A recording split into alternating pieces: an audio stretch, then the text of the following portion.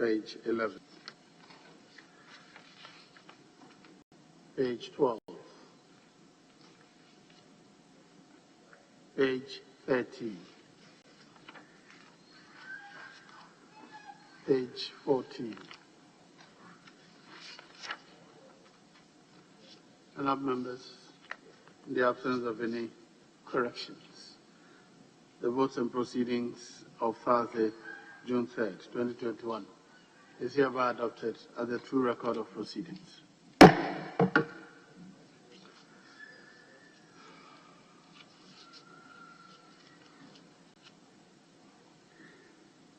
Item 4, business statement of the third week. Chairman of the Business Committee. Mr. Speaker, the Chair of the Business Committee is unavoidably absent. I am, however, able to do this job in his stead. With your leave, I shall proceed, Mr. Speaker. Leave granted. You may please proceed.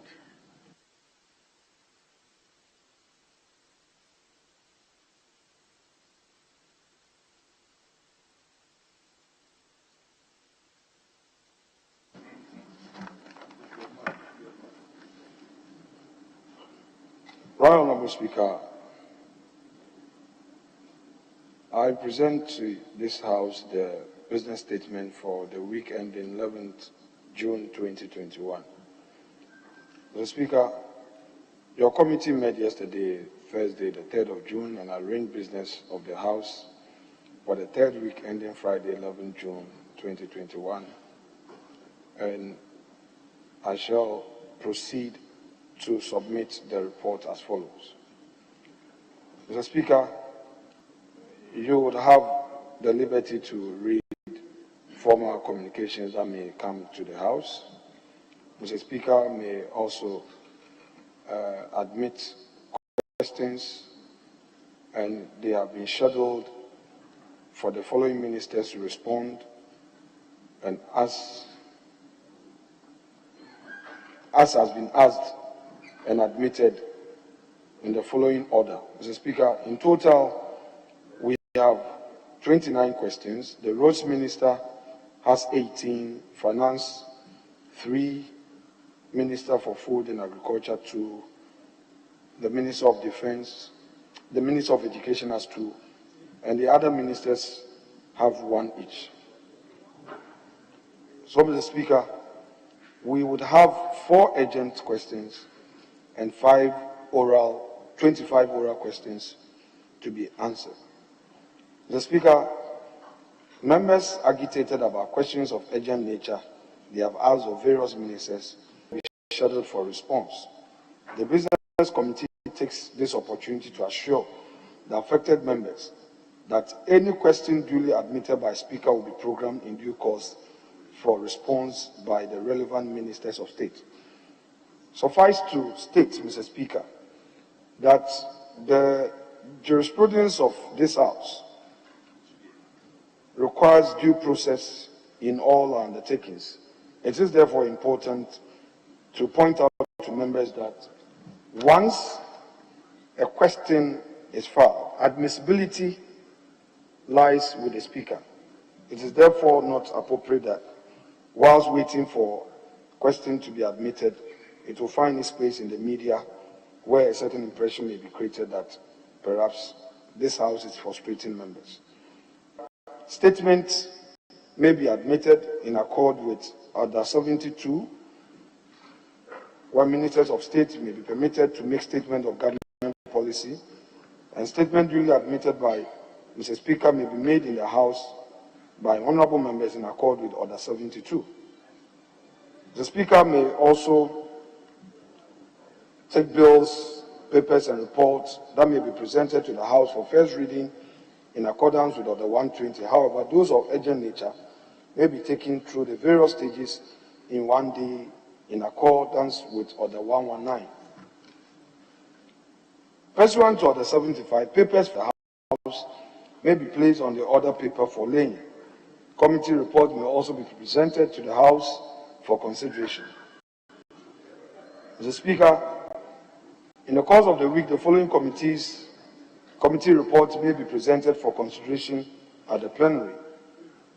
One is a report of the Joint Committee of Local Government and Rural Development, Works and Housing, the Environment, Science and Technology on an inspection visit to monitor the construction of regional integrated composing and recycling plants in the country and related matters. Report of the Committee on Local Government and Rural Development on a visit to regional coordinating councils and metropolitan, municipal and district assemblies to monitor the construction of projects funded through budget support and under the district assembly's common fund. Mr. Speaker, motions and resolutions. Mr. Right Honorable Speaker, motions may be debated and their consequential resolutions, if any, taken during the week. Mr. Speaker, we have attached the order in which the business of the House shall be taken during the week in accord with Order 162. Mr. Speaker, I so submit.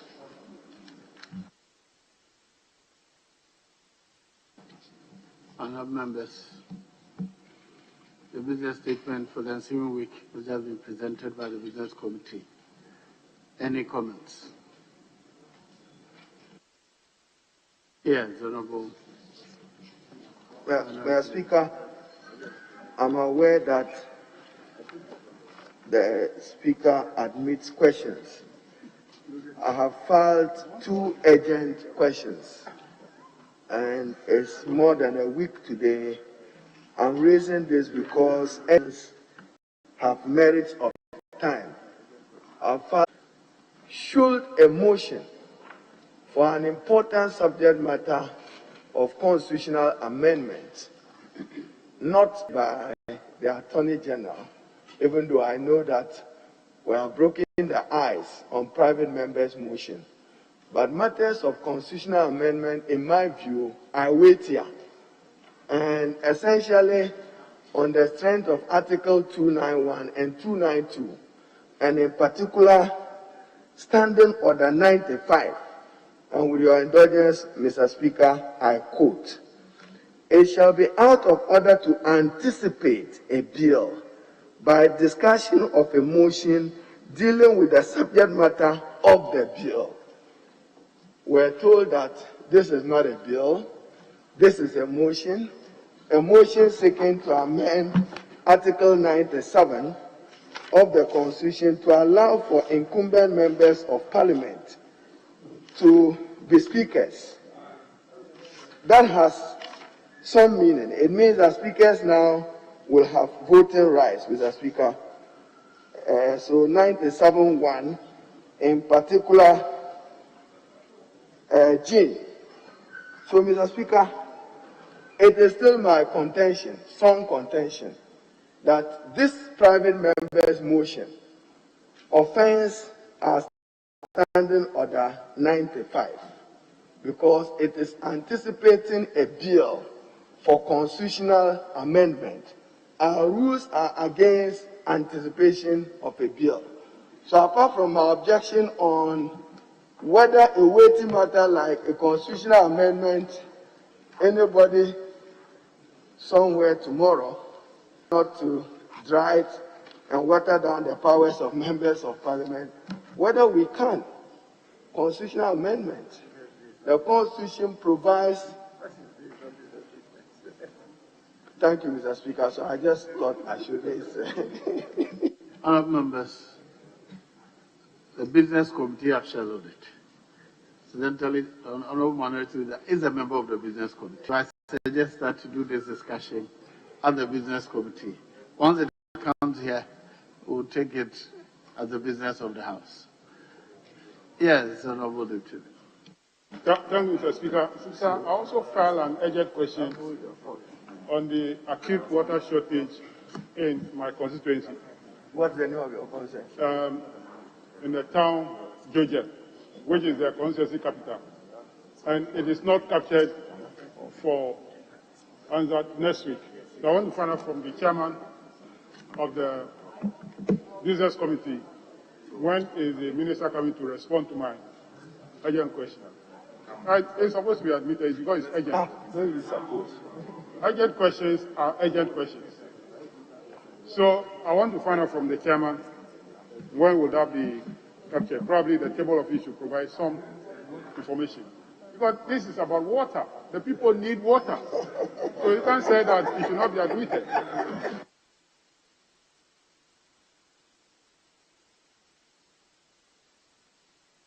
Very well, Honorable Deputy Leader.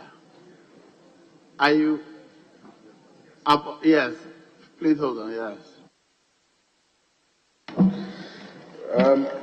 Thank you very much, Right Honourable Speaker, for the opportunity. Mr. Speaker, I see that the Business Committee have outlined a number of activities to be done by ministers of state.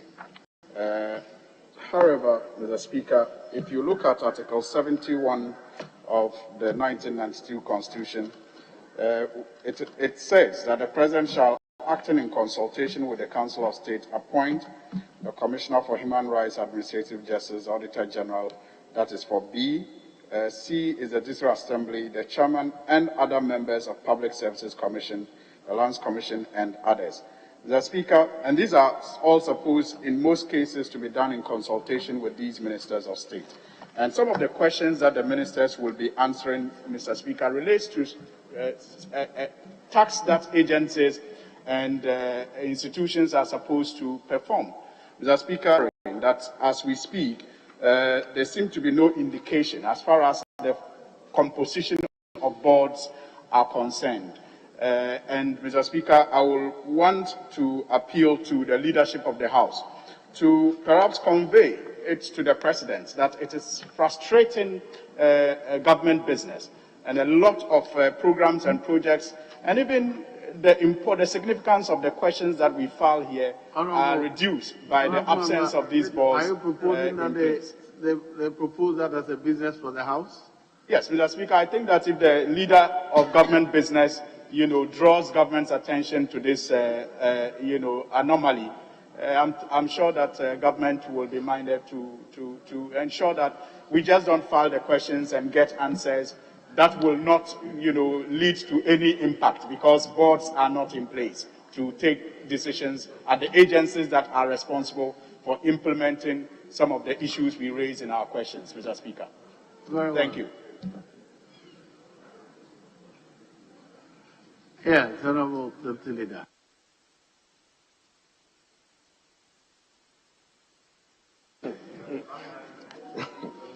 Mr. Speaker, Honorable Deputy Minority Leader raised an issue with an urgent question he's raised, he's filed. And I just want to draw his attention to Order 66. And I'm saying that I'm just drawing his attention to Order 66, that once that is admitted, and Mr. Speaker is the sole judge in the admissibility of questions, so we can't blame so much the table office. However, you may have to follow up with Mr. Speaker to ensure that this is done. Once it is admitted, the Business Committee will have no hesitation at all in considering. I would resist the temptation of debating Honorable Minority Leader, because the motion that is actually being filed, nothing to do with anticipation, but I would hold my energies for that great day that he would bring it up. Mr. Speaker, there be no further issue in contention. I shall move that the business statement as submitted be approved. Thank you so much. Very well, honourable members. The business statement for the ensuing week is hereby adopted for implementation.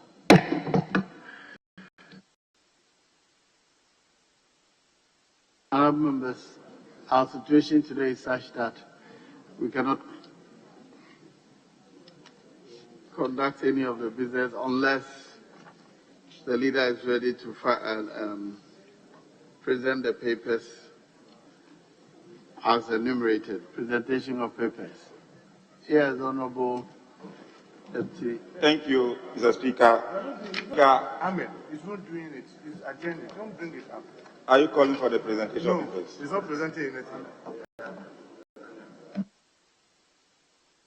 Yes, Honorable Deputy Leader, are you ready to present the papers listed in item 6? Unfortunately, these papers are not ready. We are, therefore, Mr. Speaker, leadership has agreed that in view of the other assignment we have, and the fact that there are many committee meetings to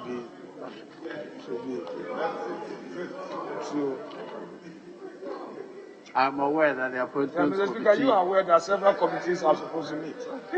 I'm aware that the Mr. Speaker, appointments committee actually had to defer so that this we can preside Mr. here. Speaker, I therefore move that this House adjourn to Tuesday, 10 a.m. in the phone. So Tuesday, 10 in the phone. Mr. Speaker, I so move. Yes. Honorable Deputy Leader. Mr. Speaker, I know you yourself, you are itching to go for your committee meeting to do the vetting of the deputy minister. So I second the motion. Honorable members, the motion for adjournment has been moved and seconded. All in favor say aye. All against say no. I think the ayes have it. The ayes have it. The House is accordingly adjourned to Tuesday, the 8th of June at 10 o'clock in the forenoon.